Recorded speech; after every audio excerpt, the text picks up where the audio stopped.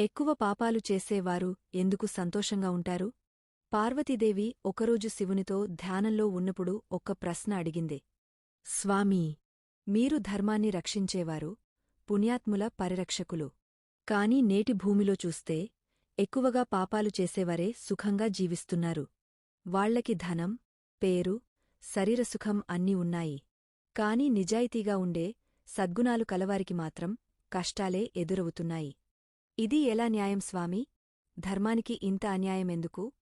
పాపానికి ఇంత బలం ఎలా స్వామీ? అని అడిగింది. శివుడు ఆమె వైపు సున్నితంగా చూస్తూ ఈ ప్రశ్నకి సమాధానం నేను తప్పకుండా చెప్తాను పార్వతీ. కాని మాటల్లో కాదు, దీనికి సమాధానం ఒక సంఘటనలో ఉంది. నాతోరా. నీకు నేను ఒకటి చూపిస్తాను.